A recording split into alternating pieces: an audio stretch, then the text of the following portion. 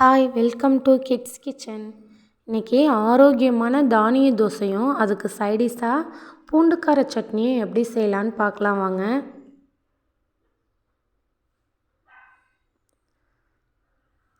நான் 3/4 கப் கேழ்வரகு எடுத்திருக்கேன்.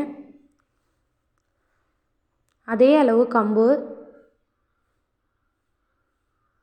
அதே அளவு உளுந்து, 3ஐயும் நம்ம சம அளவில் எடுத்துக்கலாம். இதை தண்ணி விட்டு கழுவிட்டு ஒரு 1/2 மணி நேரம் ஊற வச்சுக்கலாம்.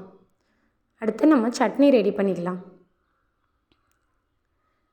மீடியம் சைஸ் தக்காளி 2, மீடியம் சைஸ் வெங்காயம் 2, ஒரு பூண்டு, 2 பட்டை மிளகாய், கொஞ்சம் உளுந்து.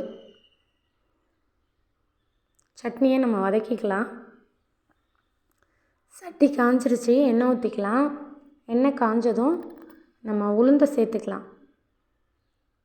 உளுந்தை ஒரு பொன்னிறம் வர வரைக்கும் வறுத்துக்கலாம்.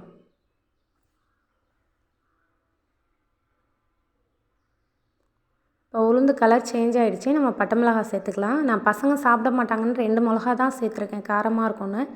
நீங்கள் வேணாலும் ஒரு 5 மிளகா சேர்த்துக்கலாம், நல்லாயிருக்கும். அடுத்து வெங்காயம், பூண்டை நம்ம சேர்த்துக்கலாம்.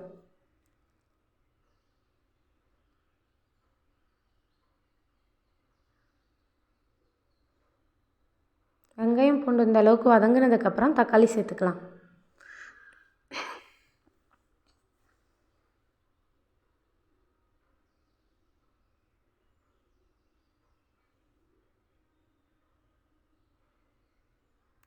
தேவையான அளவு உப்பு சேர்த்துக்கலாம்.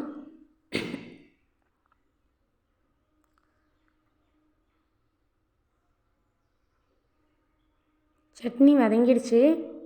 அதை அப்படியே மிக்ஸி ஜாரில் சேர்த்து அரைச்சி எடுத்துக்கலாம். சட்னி ரெடி ஆகிடுச்சு. இப்போ நம்ம அந்த ஊற வச்ச பொருட்களையெல்லாம் அரைச்சிக்கலாம். ஒரு வெங்காயம், 2 பட்டை மிளகாய், கொஞ்சம் பூண்டு, கொஞ்சம் இஞ்சி, சோம்பு 1 டேபிள் ஸ்பூன் எல்லாத்தையுமே ஒன்றாவே சேர்த்து தண்ணி விடாமல் அரைச்சிக்கலாம்.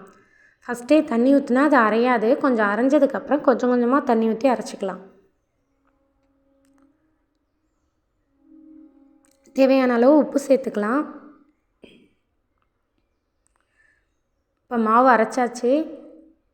கெட்டியாக இருக்குது பாருங்கள். இதை தோசை மாவு பதத்துக்கு கொஞ்சம் தண்ணியாக நம்ம கரைச்சிக்கலாம். பாருங்கள், இந்த அளவுக்கு தண்ணியாக கரைச்சிக்கலாம். இப்போ தோசையை ஊற்றிக்கலாம்.